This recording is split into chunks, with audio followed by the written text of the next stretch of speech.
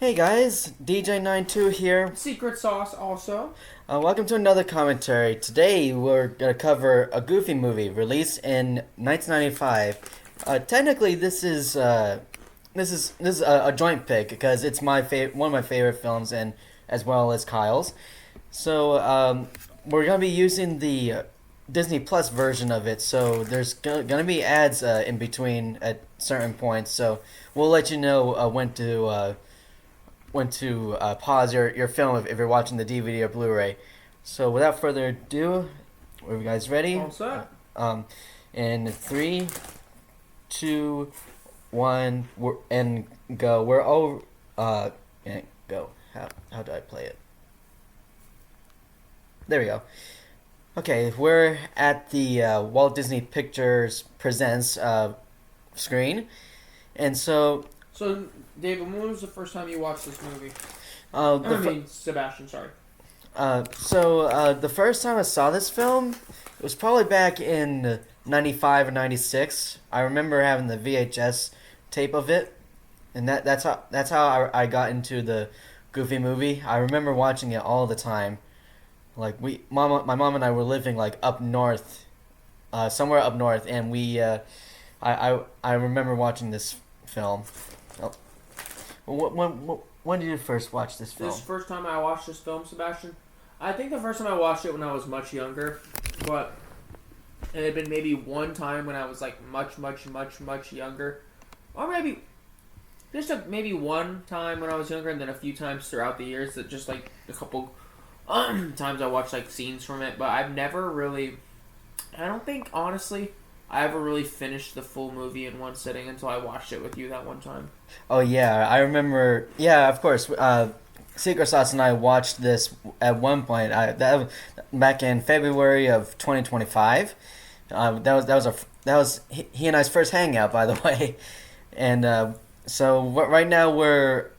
This is actually a really bad dream that Max is in. He himself is turning into Goofy, his dad. And Max is voiced by Jason Marsden. That's his name.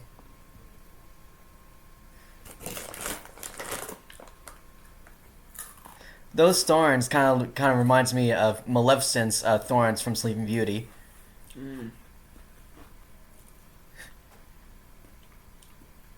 And we found out it's actually a bad dream, and he's relieved that he's fine. And that is a really cool Mickey Mouse telephone. Landline back in the day.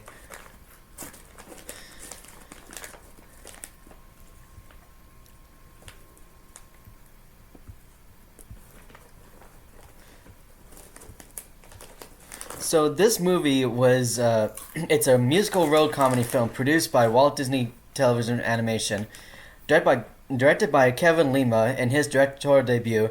It is based on the Disney afternoon television series Goof Troop, which aired in 1992, and it did not live that long. It only aired like from September to December of 1992. Which was created by Robert Taylor and Michael Peraza, and serves as a standalone spin-off to the show. Taking place 3 years after the events of Goof Troop, it follows Goofy and his now teenage son Max as they embark on a misguided father-son fishing trip across the United States. And by the way, that's that cardboard, the figure right there. That's Powerline. He's a singer, and like a fictional singer in the film, which will later on we'll see him later after the film.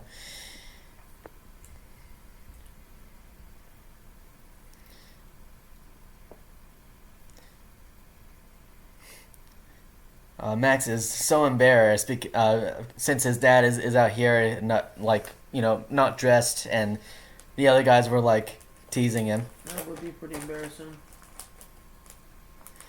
And this song that he's singing, that it's called "After Today." Everyone's so excited about the summer.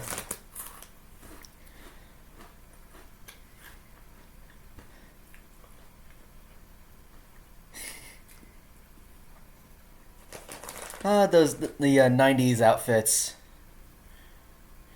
It's really cool.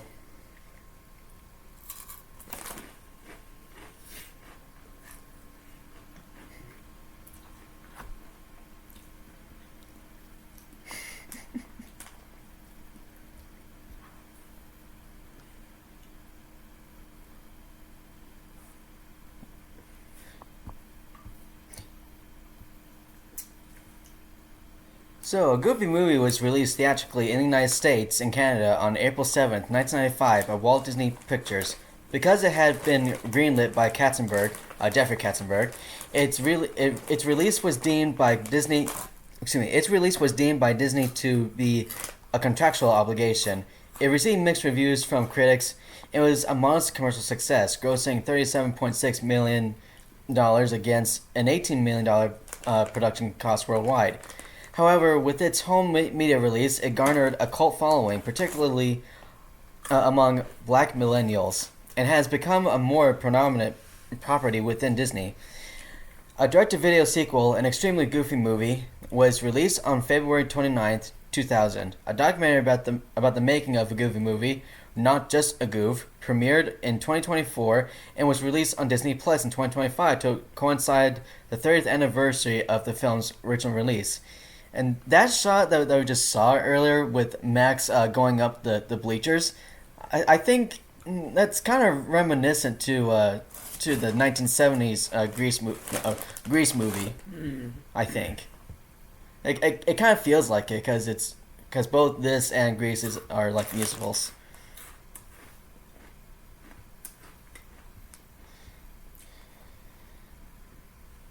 He's so embarrassed because of the yuck sound. That he takes after his dad for. Yeah.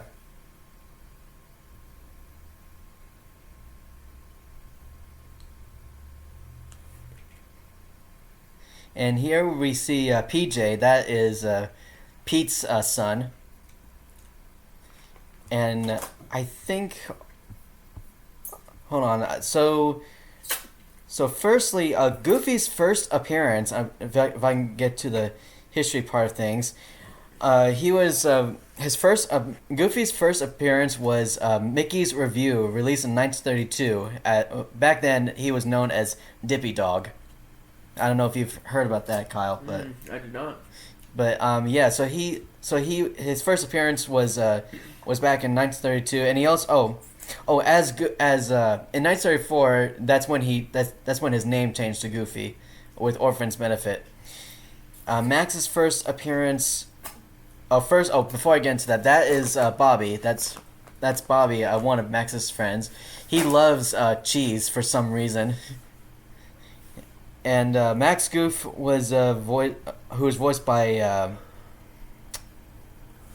Jason Marsden in this movie. His first appearance was actually back in 1951 with the short Fathers Are People, back then as Goofy Jr. And his 1992 appearance was Goof Troop as Max Goof. That's Principal Mazer. He was voiced by Wally Shawn, whom you may recognize him as the voice of Rex in the Toy Story franchise, as well as Mr. Huff in The Incredibles.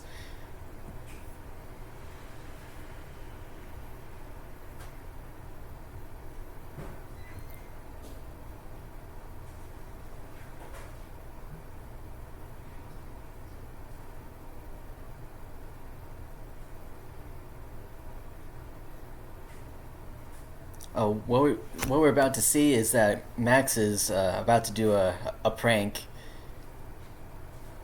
Basically pretend to be Powerline himself, and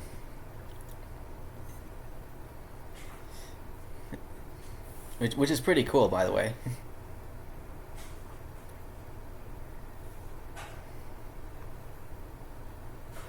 And I forgot to mention PJ's or Pete Jr. as he is called. Or PJ, that's what he's called. His first appearance was the short Bellboy Donald. He was as a naughty little kid back then.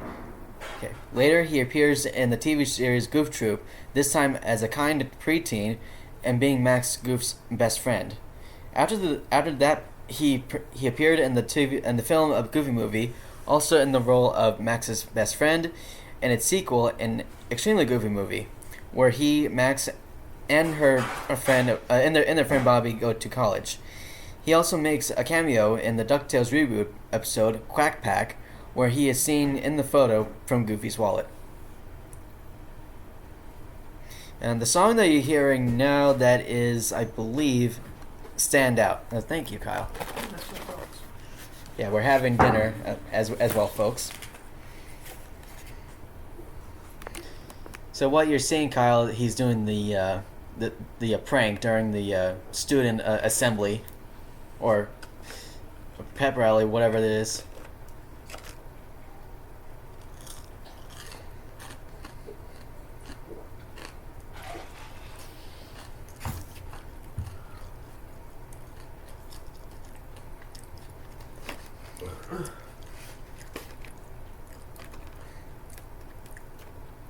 Uh-oh. Principal Mazer caught the... yeah, Principal Mazer caught his pranks there. Oh, there's Ariel. Did you see that, Kyle? Yeah, saw that. He's busted! Yep. And apparently Goofy is a photographer. Works at a photography place. A photography studio, that's what it's called. And Goofy is voiced by Bill Farmer, and I believe his first time... In the early cartoons, he was voiced by Pinto Kolvik, but I believe since... When... okay, let me see. Whoops, I'm looking at the wrong page, sorry.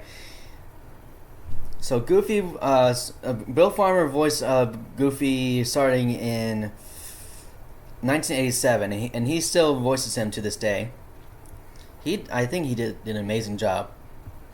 And Pete is voiced by Jim Cummings, who is best known for voicing many characters, especially in Disney, including Winnie the Pooh, Tigger. Who else did he voice? He voiced Pete, of course. And what's interesting though is that in this movie he seems to be neutral, but in the Kingdom Hearts franchise he's more of an antagonist. He's more of an antagonist from Kingdom Hearts 2 onwards. And he did not appear in the first two, which was Kingdom Hearts 1 and Chain of Memories. And his very first appearance, I'm pretty sure it was Steamboat Willie, because I remember he was on Steamboat Willie. He was scolding Mickey Mouse in that cartoon.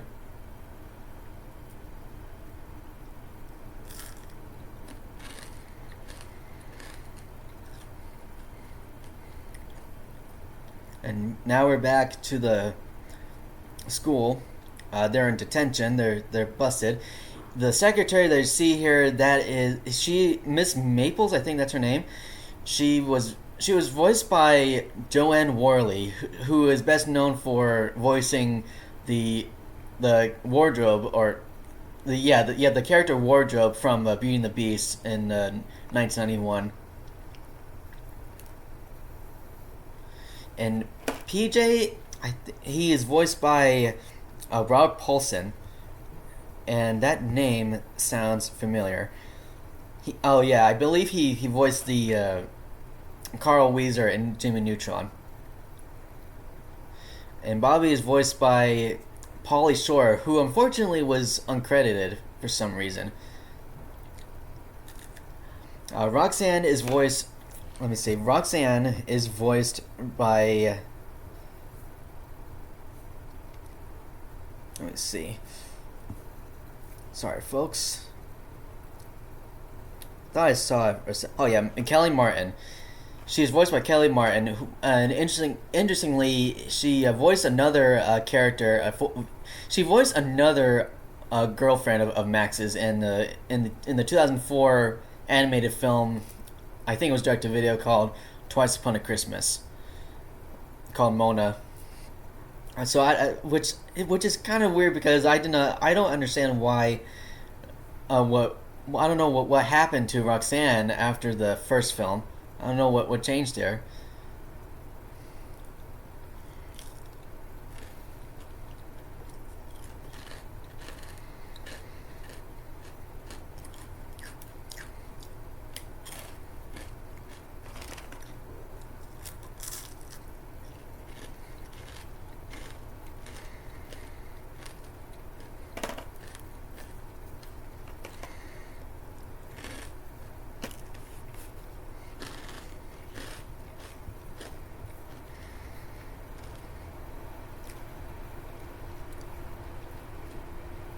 So, I'm going to read some development trivia as we wait for Kyle to come back. In the early 1990s, former Disney chairman Jeffrey Katzenberg commissioned the project, suggesting the storyline inspired by planned car trip was his daughter. Oh, excuse me. Suggesting the storyline inspired by a planned car trip with his daughter to Goof Troop story supervisor Jimon McGon, suggesting to make a movie about contemporary teenagers, quote unquote, as opposed to quote talking animal movies and fairy tales. Magon or Magoon, I can't pronounce that. Sorry. I thought it would be an interesting idea for a story of Goofy and Max. Accepting Katzenberg's suggestion, Magon attempted to write the first script for the film. The movie was the feature film directorial debut for Disney story artist and animator Kevin Lima, who went on to direct Disney films such as Tarzan, released in 1999, 102 Dalmatians, released in 2000, and Enchanted, released in 2007. Instead of being, quote, one-dimensional, Goofy was given an emotional side to show depth to the emotional arc of the story, hoping the audience would see his feelings. While the work was a Disney production, it was considered far less essential than the studio's mainstream work at the time, such as The Lion King, released in 1994, and was given a far smaller budget compared to these films. Thus, a Goofy movie was jointly produced by Walt Disney Feature Animation, Walt Disney Television Animation, and Disney Movie Tunes, and with outsourcing to Walt Disney Animation France and Walt Disney Animation Australia, along with additional Disney Animation Studios in Spain and Canada. Okay, we're at just in time for ads, so make sure you pause your movie, folks. We'll let you know when it comes back on. But I'll still read some trivia real quick. Several of the main voice cast from the Goof Troop reprised their roles in a Goofy movie, including Bill Farmer as Goofy, Jim Cummings as Pete, and Ralph Paulson as PJ. Max, whose voice was provided by Donna Hill in Goof Troop, is voiced in the film by Jason Marsden when speaking and Aaron Lohr when singing. Some recording sessions were done with only one actor. The film is dedicated to Pat Buttram, who voiced the MC at the Possum Park, as he died after finishing his voice work. And we'll get to that guy once we get there. Bill Farmer recorded his lines for more than 25 studio sessions.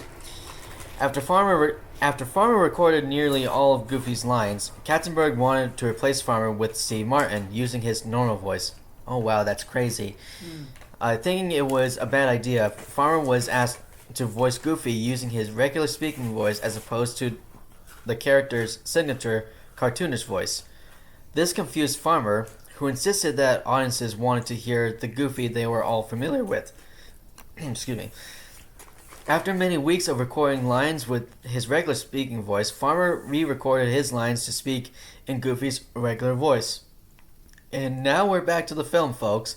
Make sure you press the play button. We're back to the photography studio where Goofy had the idea of going to Lake Destiny in Idaho. I don't know if Lake Destiny is a real location in Idaho, but in reality, Idaho is a pretty nice state, I should say, in the Pacific Northwest. That little baby, just without her undergarment. Yeah.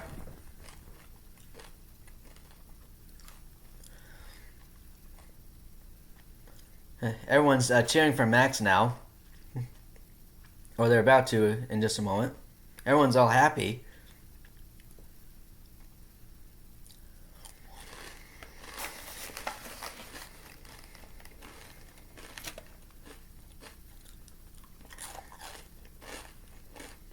Max.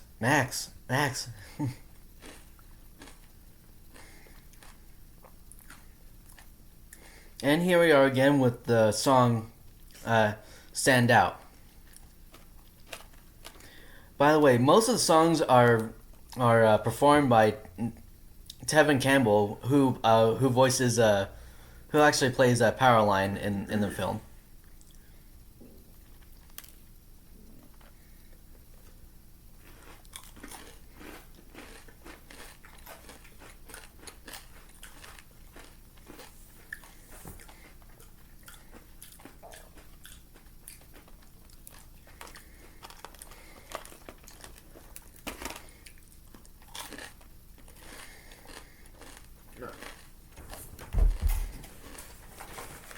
Uh-oh, he's home for the fish. Oh, look at this. Max don't want to go. Nope, he's about to see. He's not happy about it. But he also he mentioned Donald Duck. Max mentioned Donald Duck. I saw that. Yeah.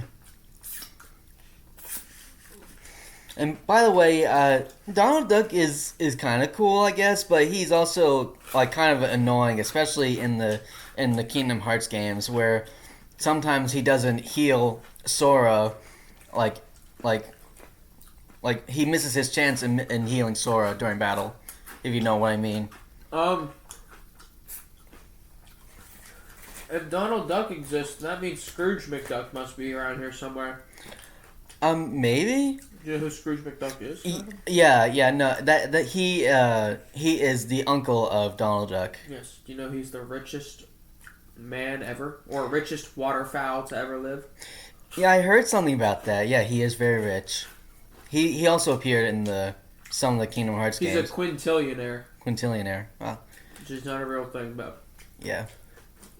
he's got a treasure vault filled with gold that he dives into every morning. Yeah.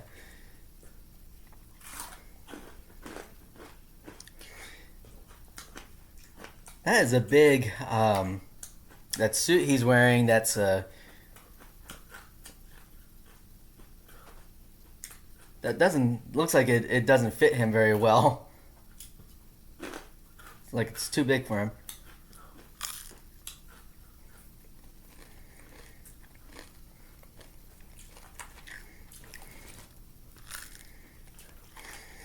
So what's happening here? Basically, Goofy is trying to protect his son. He's worried that He's gonna end up delinquent. yeah, he's gonna be like ending up in the electric chair or something. Oh. I mean, that's what the well, I mean, I think that's more of a figurative thing that the Yeah. principal mentioned. But I think That who? the principal The principal mentioned the electric chair? oh, he said something. He called Goofy, right? And he said something like, "If I were you, Mr. Goof, I would take him to some facility before he ends up in the electric chair or something." That's crazy that they said that for a kid's film.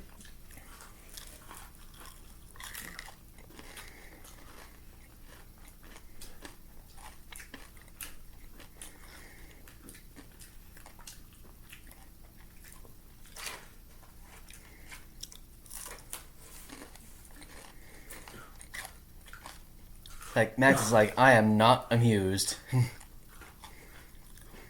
Oh, he wants to see Roxanne before he goes.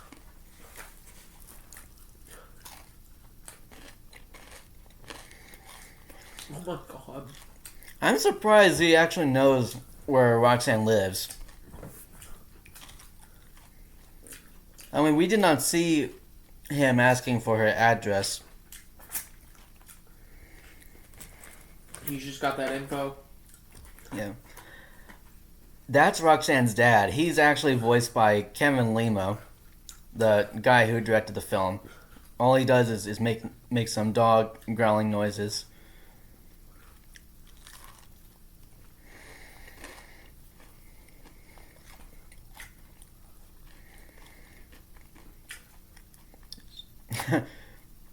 He is so protective of his daughter.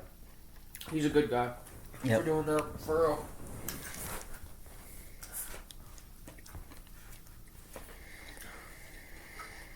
Whoa! Ah! Like, he's snooping back there.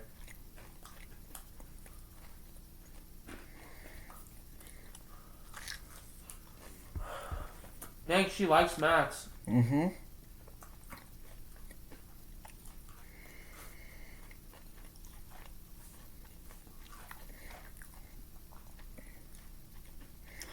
Yeah, Max is trying to let. He really wanted to stay with date with Roxanne, but his fathers keep messing up. But now he's he just Max just lied to Roxanne about his dad knowing Powerline and going to Los Angeles.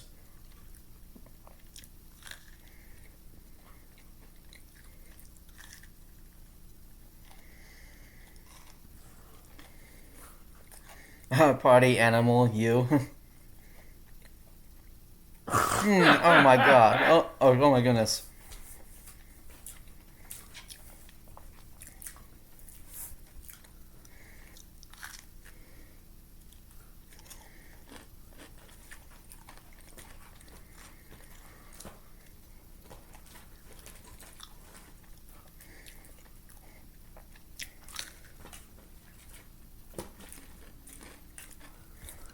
Oh, too bad he is lying. Yeah. And But- lying isn't a good thing. Yeah. Although at the He end. ends up on stage with Powerline. Yeah.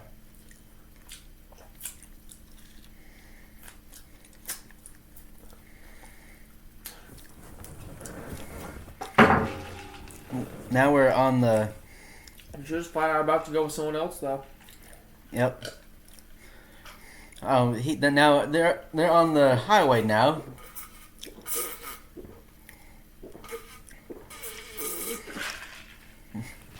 That's just Kyle drinking his water. That's just me burping after I drink said water. Yeah. Oh, those road games or what driving games, whatever it is, just to keep them active during a long road trip. What the fuck? How do you play road bingo? Oh yeah, road bingo. Oh, Walt Disney reference. The guy, the man himself.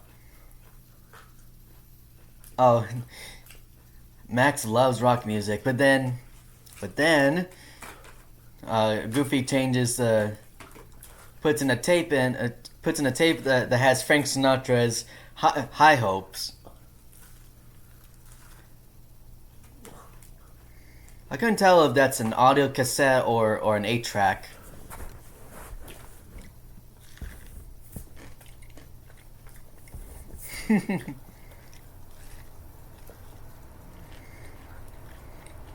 Oops, there it goes.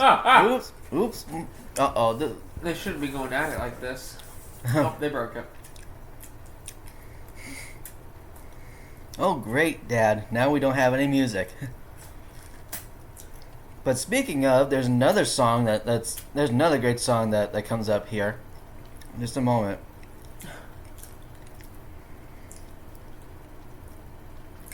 Goofy's trying his best right now. Yeah, and you see the little Disney logo right there? Yeah.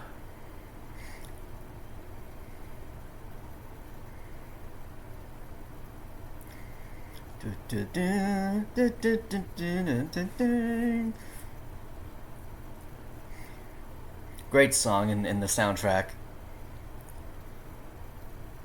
Open Road.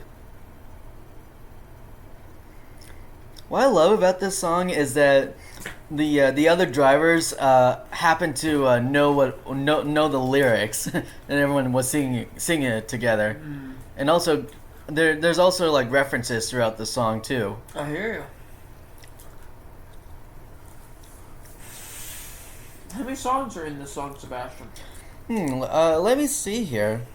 So there Hitting you with is the question you don't know off the top of your head, huh? there's a total of 6 songs apparently. I'm looking at the soundtrack listing here. There's like 6 different songs throughout the film.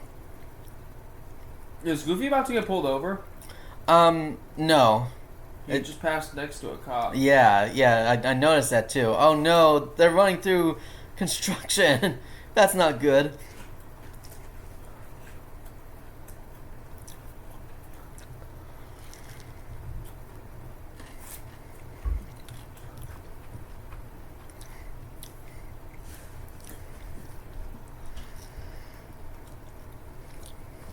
And this is where the other characters, random characters, join in. They're heading for Nashville. A tow guy. A prisoner.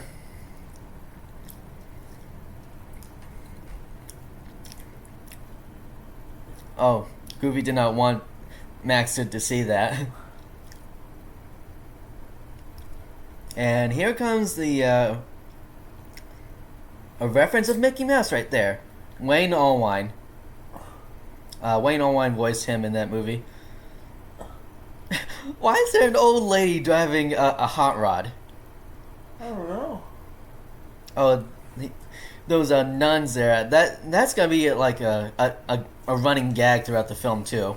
That there's nuns? Yeah, there's like nuns in various scenes throughout the film.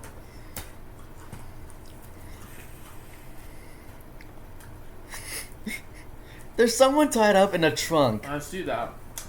And what's also weird, someone's in the coffin. That guy gets up. And he gets up, and what's even more scarier, he's dancing up on the roof. Yes. Notice that. Oh, the guy's dancing on the top of the biplane, which also happened in Anastasia as well.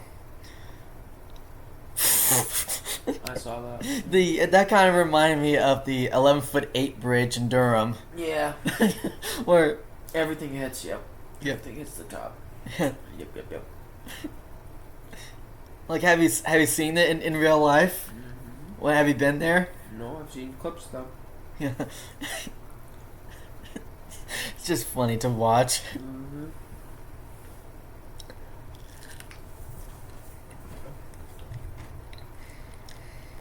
Oh, here comes the part where they go to this place, and which embarrasses Max. They go to this possum park. Why? I think supposedly, if I remember correctly, Goofy's trying to reminiscent about his memories about it, maybe.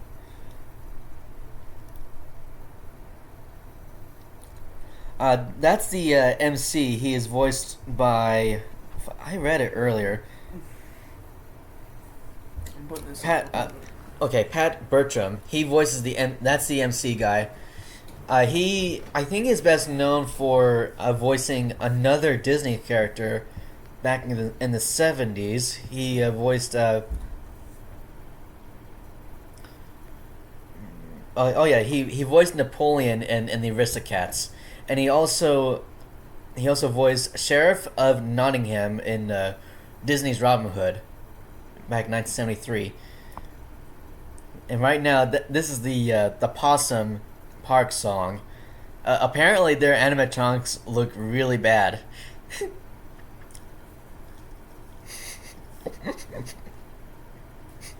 I agree with you, Max. It is pathetic.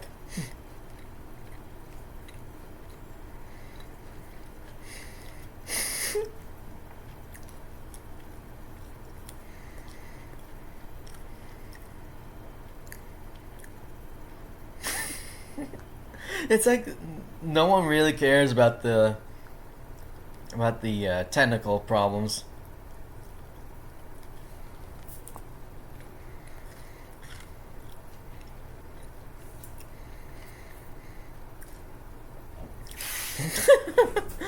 Oh, Lester.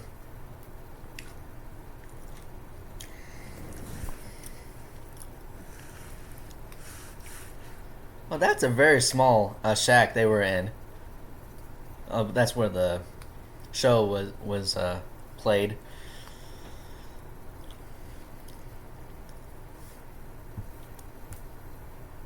Who's your favorite possum?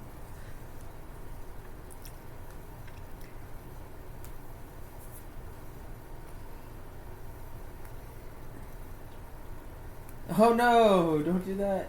Oh no! No! No! No!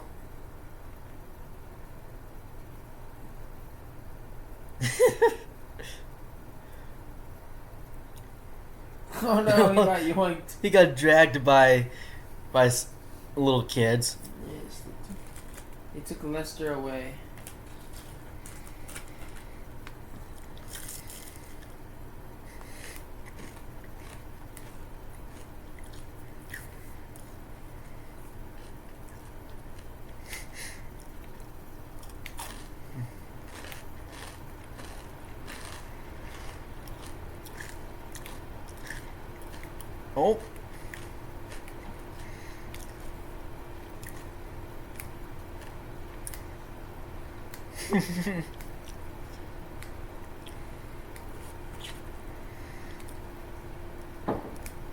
Oh, poor Max. He's embarrassed by all this.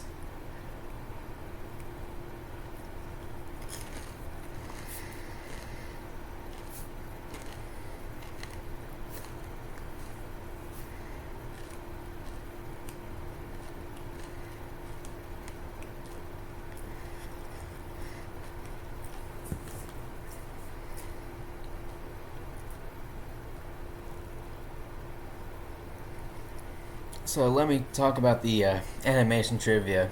The The um remote, Sebastian. Give me this remote. yeah, the movie's still playing, guys. The movie's still playing. Just leave your TVs running. Yeah. And we're back, folks. Oh, press play again. Yeah, I don't think I missed really much. Yeah.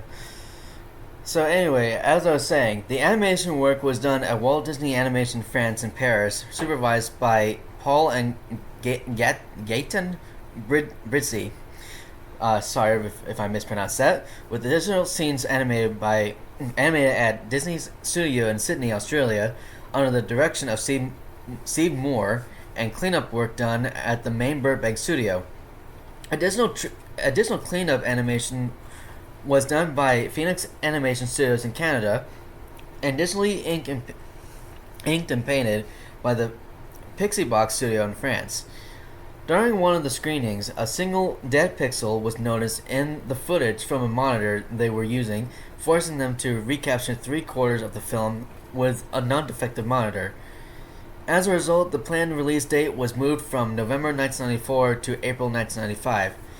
Now, this created extra work to reshoot the animation and verify it was clean. Oh, you don't need any more.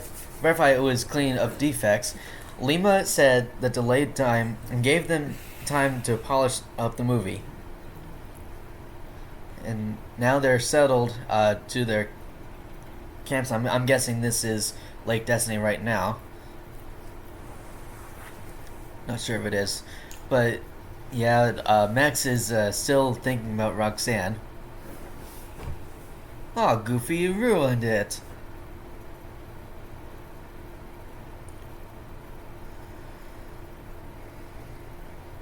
Oh yeah, they're not at Lake Destiny yet. I think they're just making a stop, a rest stop, maybe.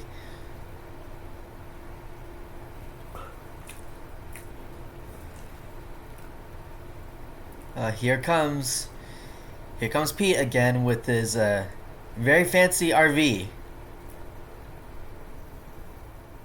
When I first saw this film, or when I first, like in general, when I first saw this, I've always been fascinated by how cool the with the the extra stuff the RV has, like the pool and the bowling alley and basketball court, and also the interior of it is pretty cool too. Like in real life, you also see like RVs, the interiors of RVs that look like houses houses on wheels, basically,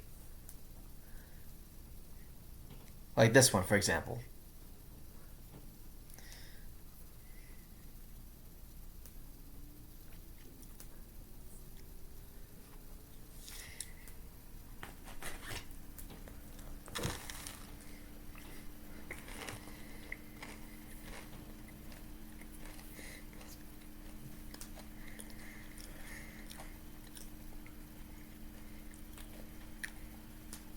It's PJ. Yep, PJ.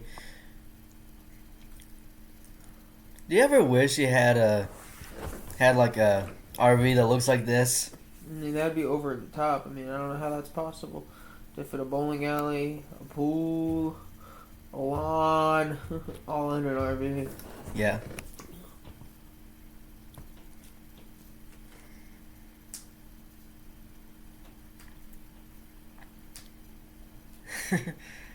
uh, Roxanne.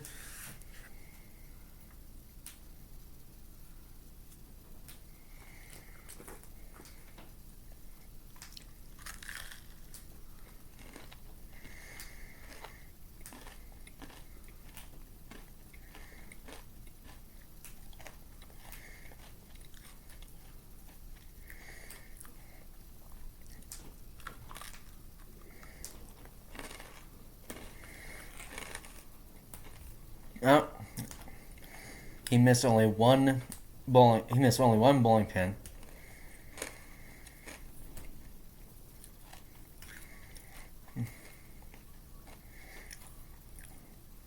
Oh, that is just messed up. And I don't like how Pete like treats PJ like He this. said, "Move it." He pretty much said, Yeah, you see what he did right there? It's like PJ was about to do like a high five, but Pete is like psych, and you know that just sucked. "Oh, he went to high five his son, and his son got duped." Yeah, I think yeah, that's what it looked like.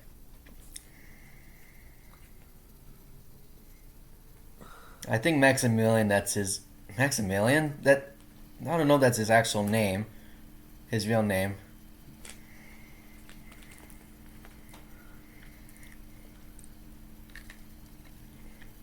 Oh, another ad already. Great. Pause your screens, folks. These nasty ads. Mm-hmm.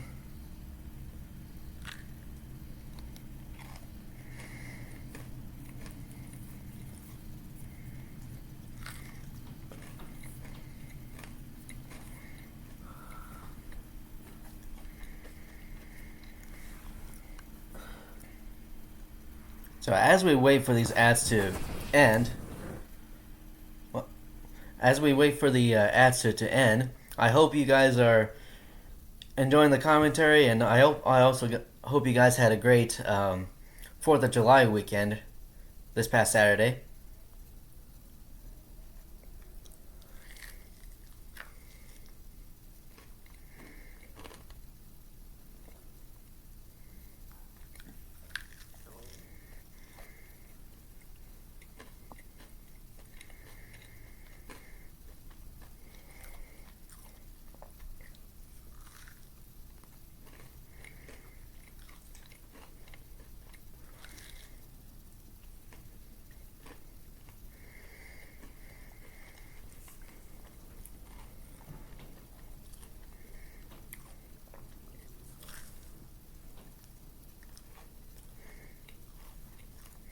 $15, folks.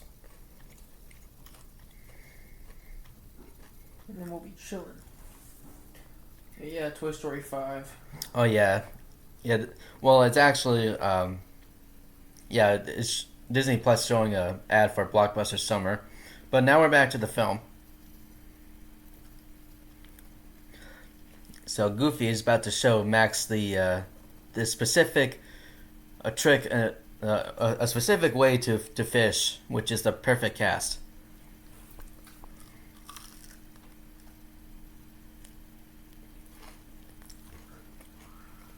Oh, the subtitles are missing, but I think I know what we're. I think we know. Oh, have they been off this entire Oh, time? no, there it is. There it is.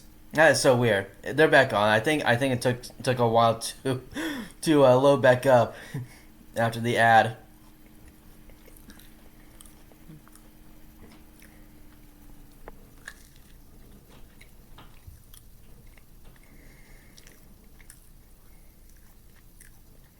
Uh oh.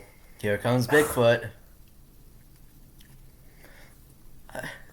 I've never. I don't know, but do Bigfoot really exist in real Who life? knows, man? He may.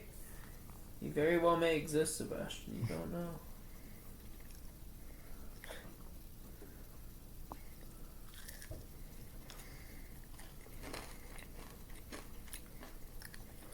I believe Frank Welker voices Bigfoot. Frank Welker is the guy who voiced a lot of animal characters. And that fish is like, what is going on there?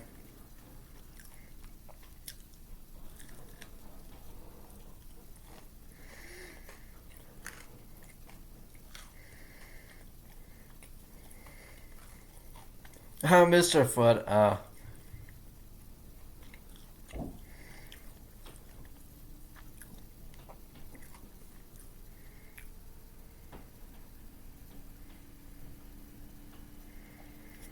And Pete just ran away.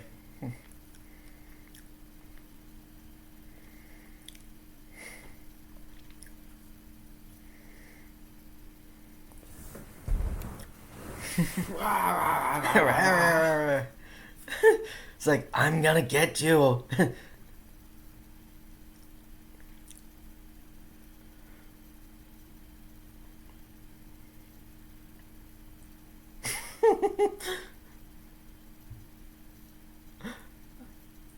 Oh, he ruined it. No one's gonna see it now.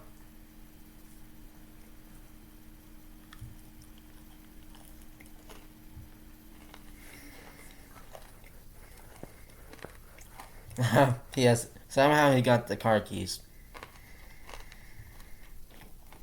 Oh, he has an underwear on his head.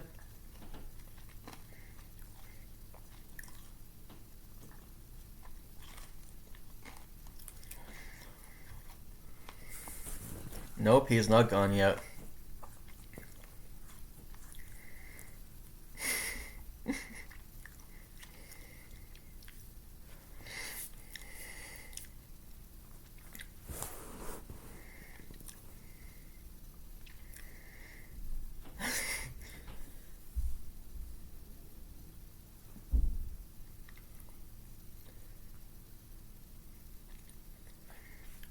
Soup.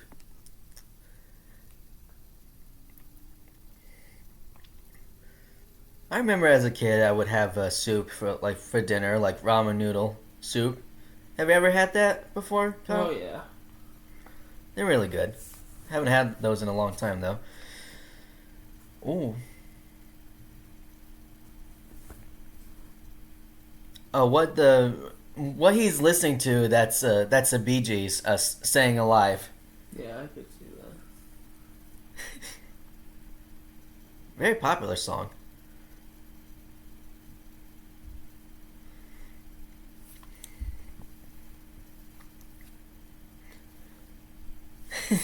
He's doing the disco dance back there.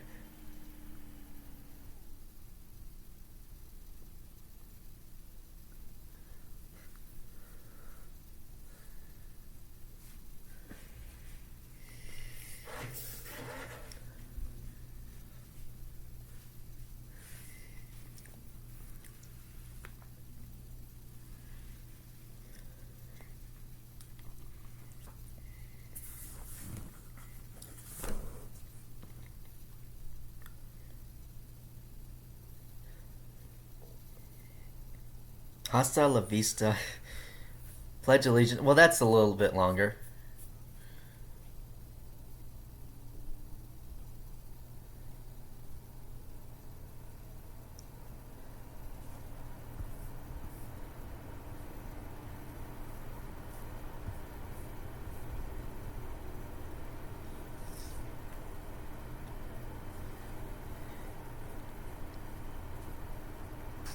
Is it me?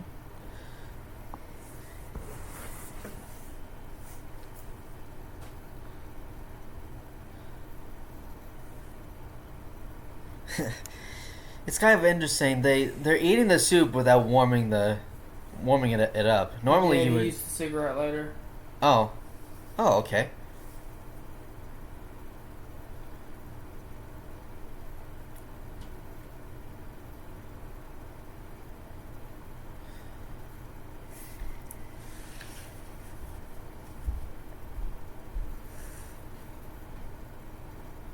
Aw, hi, Dad.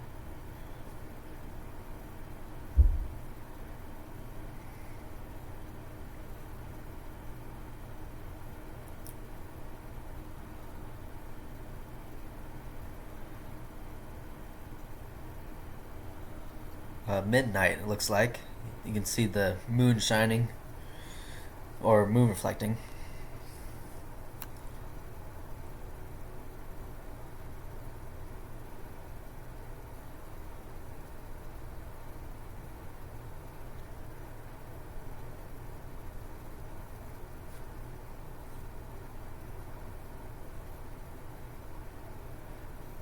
Max is about to write a letter to Roxanne, which apparently which he would never sent.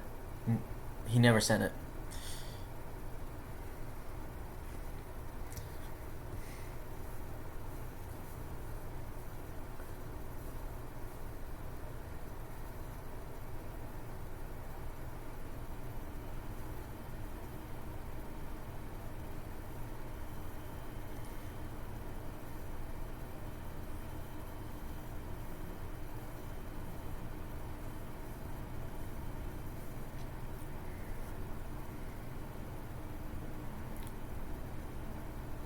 Oh, here's the map.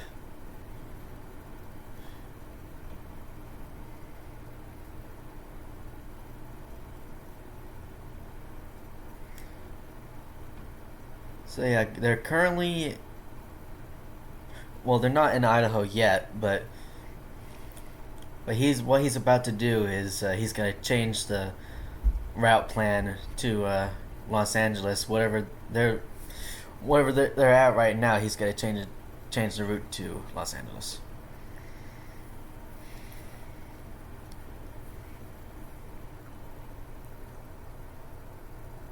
Oh, the tip broke.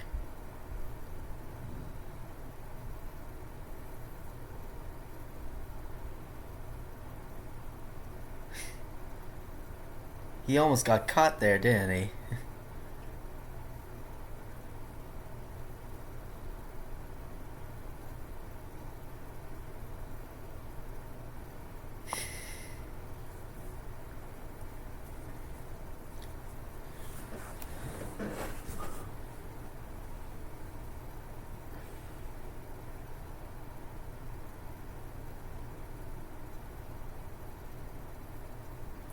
I lied. I lied. Now the next morning, so the waitress we're about to see, that's her. She is voiced by Florence Stanley. She would later voice another character named Packard in Atlantis: The Lost Empire, which is another Disney film that was released in 2001.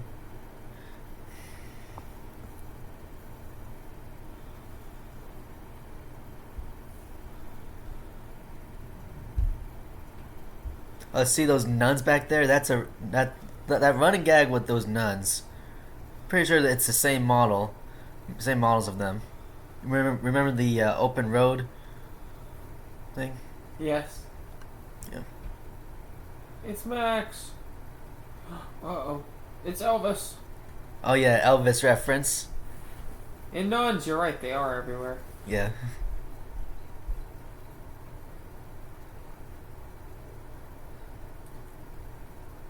I would be embarrassed too if my dad was doing all that. Yeah.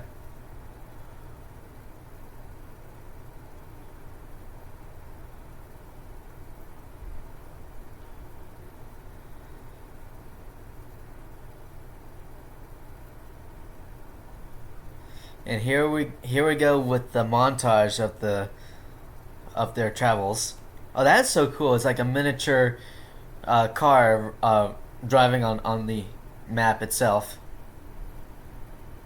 Yeah, you got to go. Yeah. Oh, they clicked. Oh, Goofy is not having it. This roller coaster's making him sick.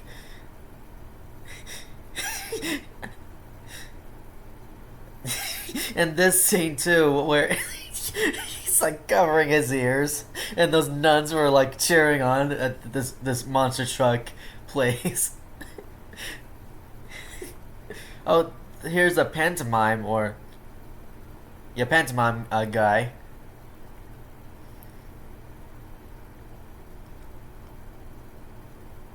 Oh, ooh, a piano landed on him.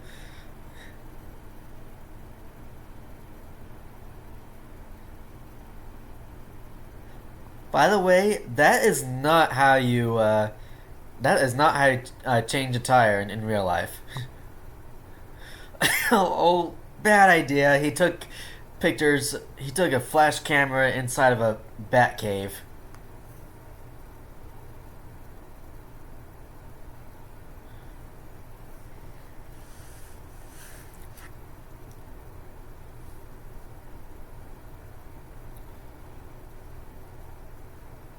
Neptune Inn.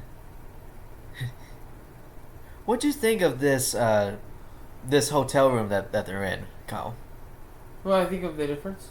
Um, I mean, cause it looks pretty cool. Oh, it's a waterbed. Well, Yeah. that is pretty cool. Oh, another Little Mermaid reference. It's the Ariel, the little night lamp. Nightlight. Excuse me. Okay. Uh, Somehow Pete and PJ are in the same location once again.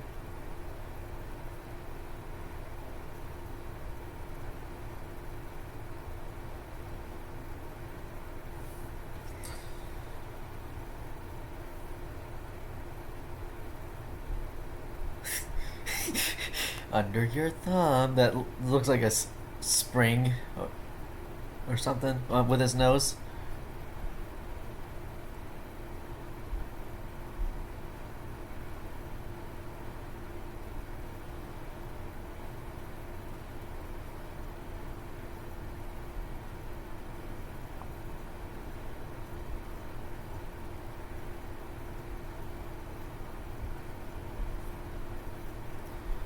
I think that's a water pipe or whatever that is. That wow, that pizza looks really stretchy and stringy.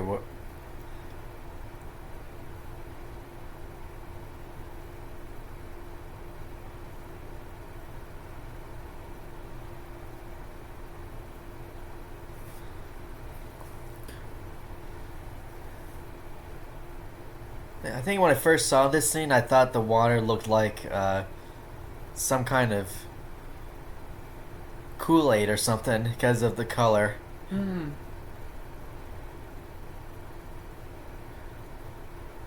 I mean, this was back when I was a kid. Hmm.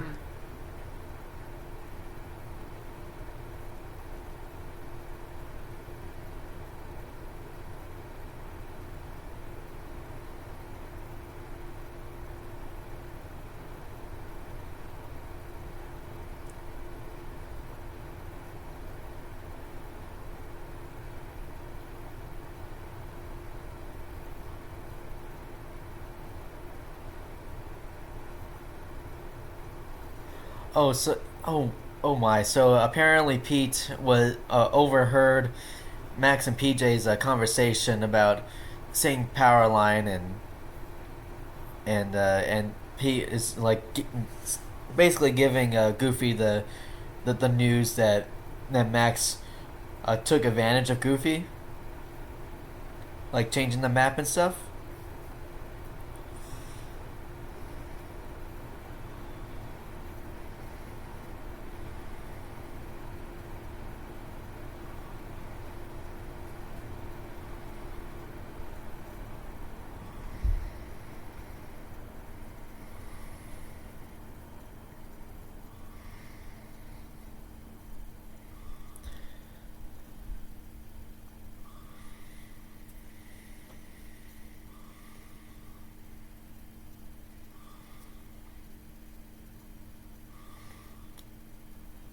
Yeah, Goofy is about to check the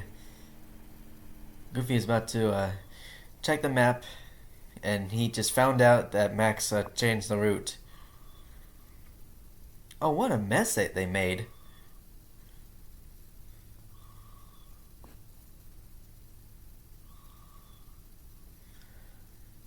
You okay, Com? Yes.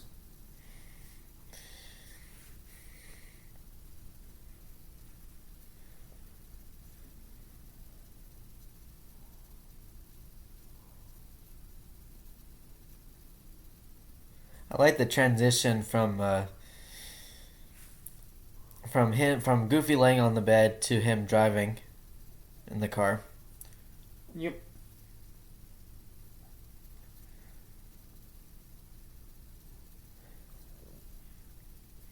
Excuse me, sorry. Looks like they're in the like Arizona, like because the Grand Canyon mountains in the background.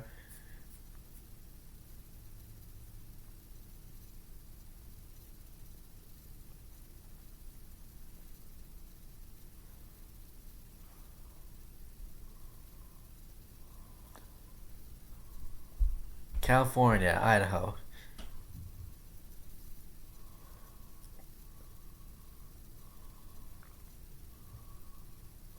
Come on, Max. Go West. Ooh.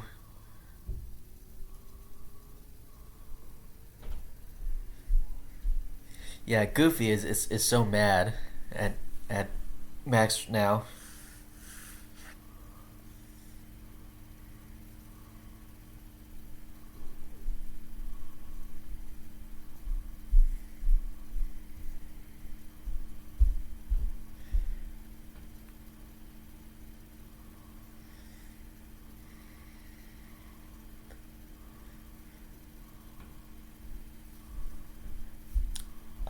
Goofy did not put the brakes on, which we'll see later why.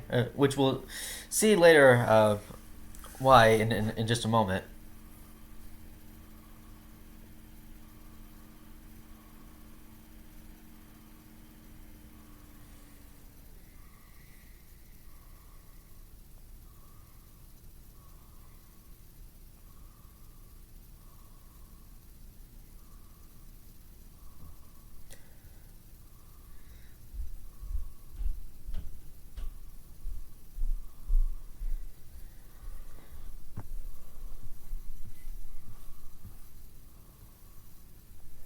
Uh oh, there goes the car.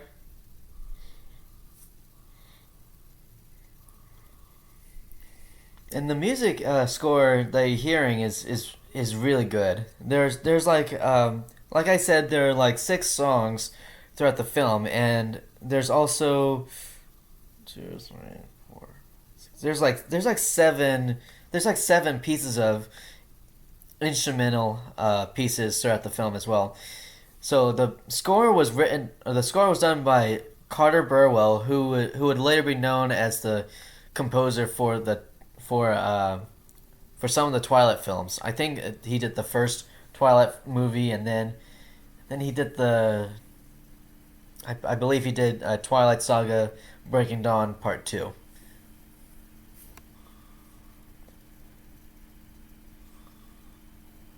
Oh no, they're in the river now.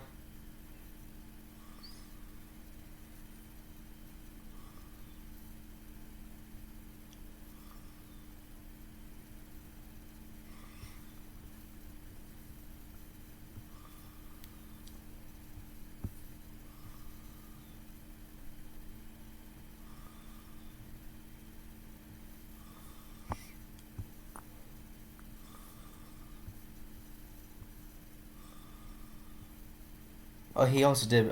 Carter Burwell also composed a song, composed the music for Breaking Down Part 1 as well.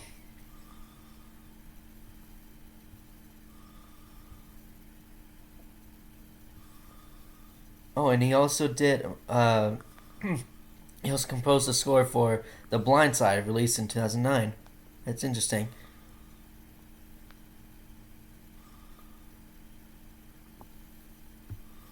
The next song you're about to hear, it's called "Nobody Else But You," which is a very,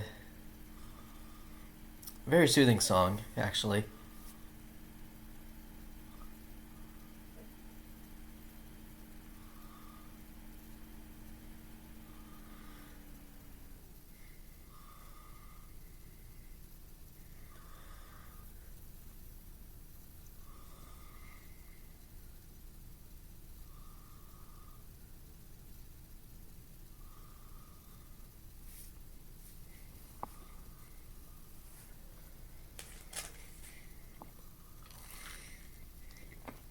What'd you think of this song, Kyle?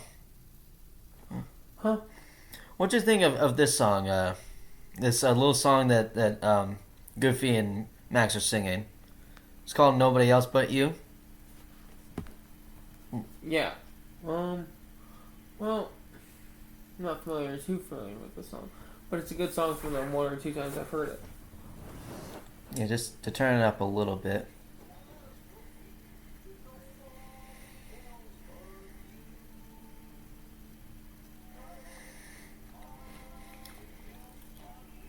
Yeah, at this point they're trying to get along this time. They're forgiving each other.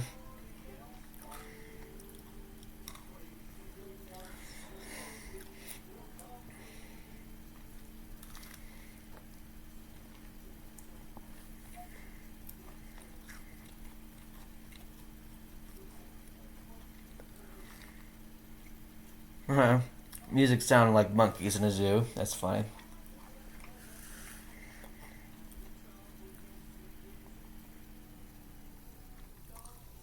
Oh, Goofy has a big fish.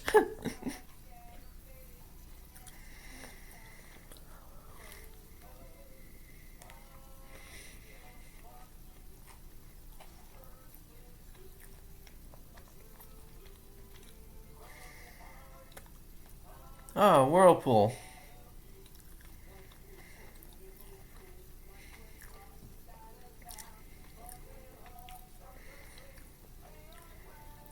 I would be scared if I get sucked through a whirlpool like that.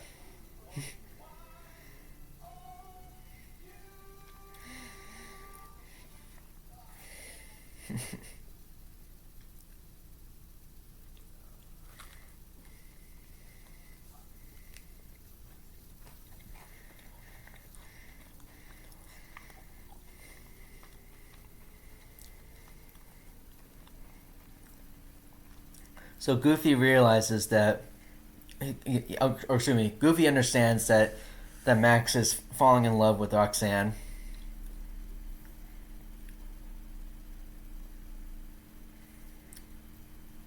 Now, those water ripples that you're seeing here, they kind of look like shark fins. Uh oh. Oh no, it's a waterfall.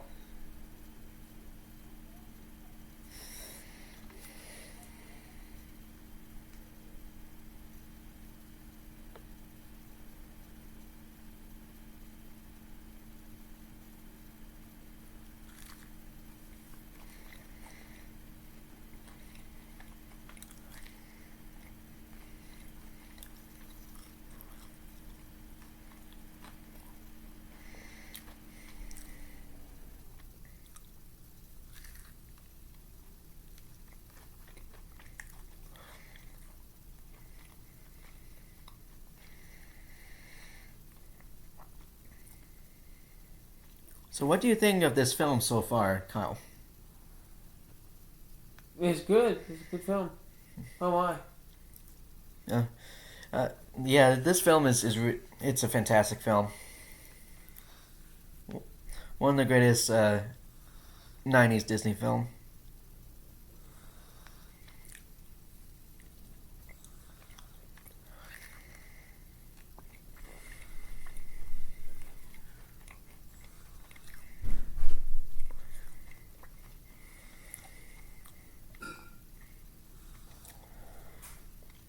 Max remembers the perfect cast that Goofy showed him. Excuse me.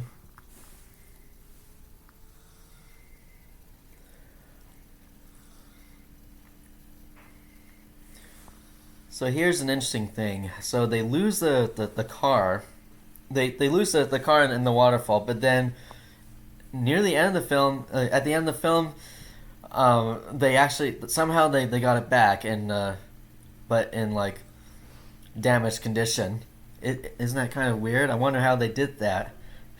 They probably just found it like somewhere on the side of the river or something, and were able to call for some help.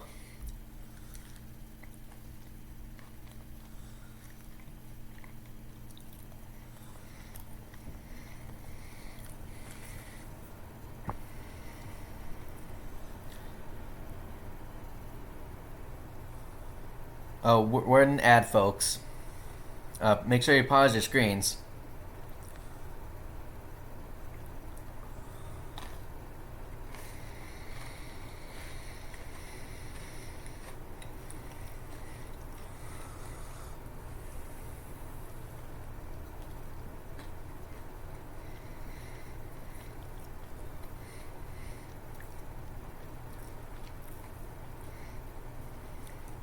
So as we wait for the ads to finish, since we're getting close to the Eye to Eye song, I'm gonna read some more trivia. So R&B singer Tevin Campbell provided the singing voice of Powerline. While looking for an artist, producer shaped Powerline's image inspired by Prince. You know the artist Prince, Carl? Sorry, folks. Hey, Kyle.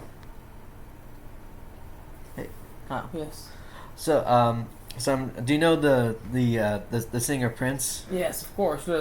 So basically, what I mentioned is that Tevin Campbell, the producers are Shea Powerline's image inspired by Prince, and Campbell was chosen because he worked with Prince prior to production of the film, being known at the time as Prince's protege. Providing Campbell with the song, producers approached David Z to produce songs for the film. His tracks were recorded at Paisley Park. After Today, On the Open Road, and Nobody Else But You were performed by Bill Farmer and Aaron Lohr. The score for a Goofy movie was provided by Carter Burwell. And now we're back to the film, folks. Press play, and there's more nuns again. Apparently, they're attending the Powerline concert, which is hilarious. And the song that you're hearing right now, it's Eye to Eye, which is actually the first track in the soundtrack. Well, what do you think of this song? I'm going to turn this up a little bit.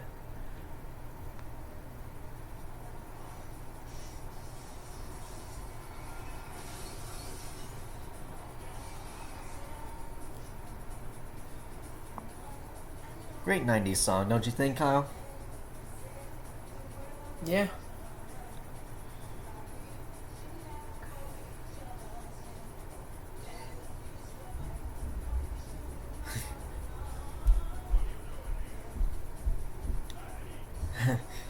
A security guard.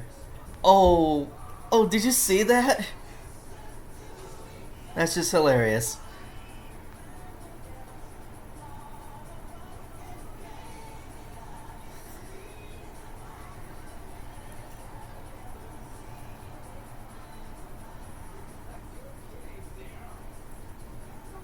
Roxanne is hoping to see Max on TV.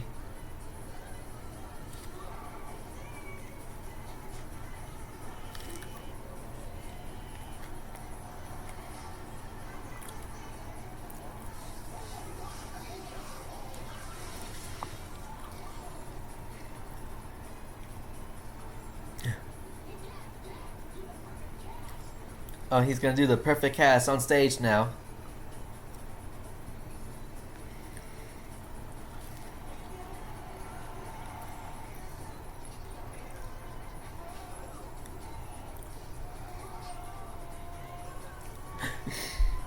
Ooh, that's gotta hurt.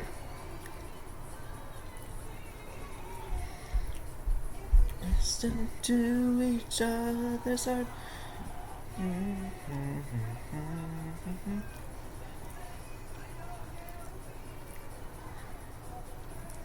He's finally he got there just in time to perform on stage.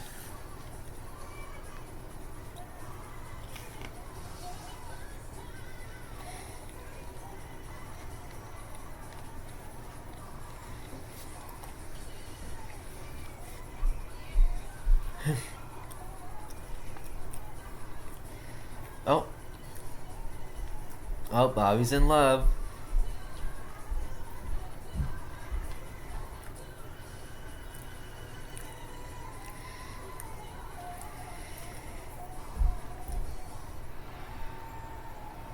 Great song, great song. What'd you think of that? What'd you think of that song? Oh. What? What'd you think of Eye to Eye, the song? It was pretty good. Pretty good. Their car is completely totaled.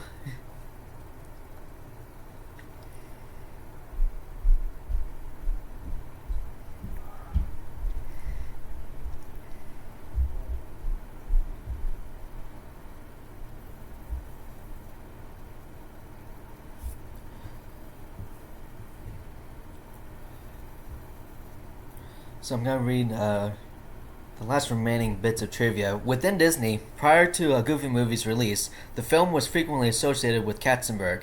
By April 1995, Katzenberg left the company due to facing tensions with former CEO Michael Eisner. The company saw the release of a Goofy movie was fulfilling contractual obligations. A Goofy movie was originally scheduled to be released in theaters on November 18, 1994. Due to production setbacks, the release date was moved to April 1995. The Lion King was reissued to fill in for the film's absence.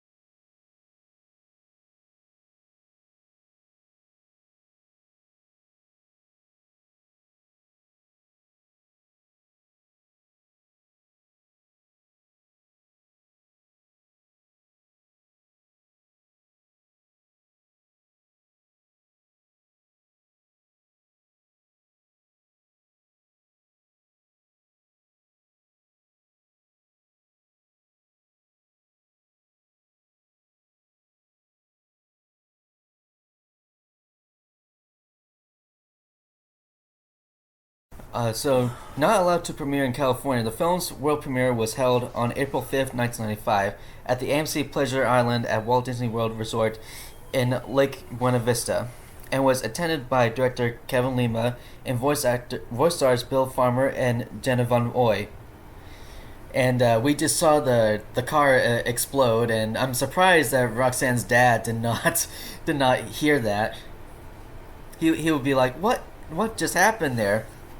And so we're now at the credits, but we're gonna continue with the talking of it. Yeah, yeah. So, but firstly, what do you think of this film? This is a good film, Sebastian. It's lots of fun. It's very family friendly. It's very exciting. It's goofy. Yeah. So you got like the OG Disney cast in there. What the? Yeah, it's Really goofy. Oh my word. Yeah. There you go. But good job. There we go. So anyway, we're once again hearing the song "Eye to Eye," which is a great song. So anyway, in the United Kingdom, it was released in theaters on October 18th, 1996, which included the Mickey Mouse short "Runaway Brain." So the film was first released on VHS and Laserdisc by Walt Disney Home Video in the United States on September 6, 1995. It was reissued on June 20th, 2000 as part of the Walt Disney Gold Classic, which is the copy that I currently have, and on VHS for the first time on DVD.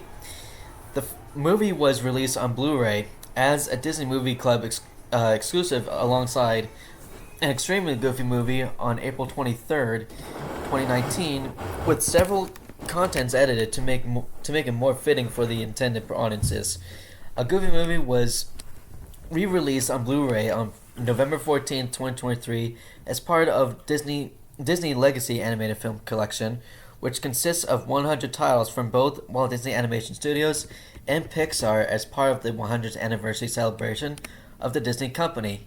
Yeah, it's the 100 the Disney 100 thing. That was a thing back in 2023, I believe, where they re-released all their films and all their cases are like silver and stuff like that. Nice. And as I even have the Disney 100 vinyl like compilation thing where you have all the Disney songs and stuff.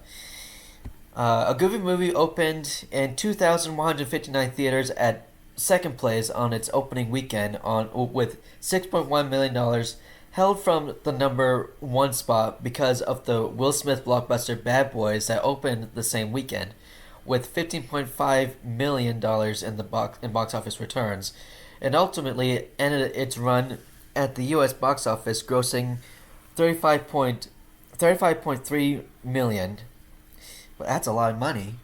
And internationally, it grossed $2.3 million, partially due to the fact the film was not released theatrically in most overseas territories, for a worldwide total of $37.6 million.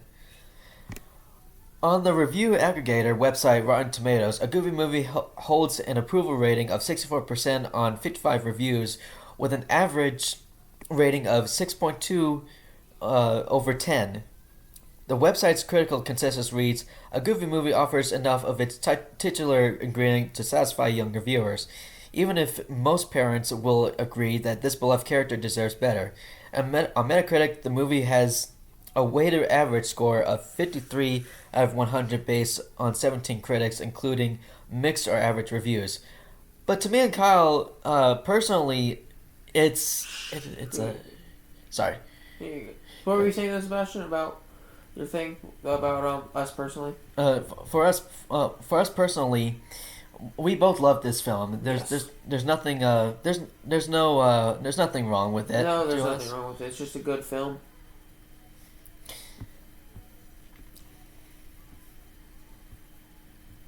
And like I said, there was a documentary in 2025, I believe, about the film, that the making of it to celebrate the 30th anniversary of its release. It wa- it premiered on Disney Plus around that time.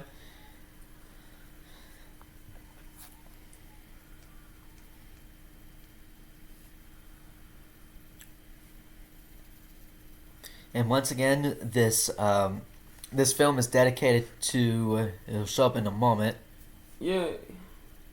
or maybe I missed it, but I think it's dedicated to one of the actors who died during the making of the film, the guy who did the MC character. But anyway, I hope you guys enjoyed it. Well, this is DJ92, And Secret Sauce. and we'll hope to see you in the next commentary. Peace out, guys. Peace out, guys.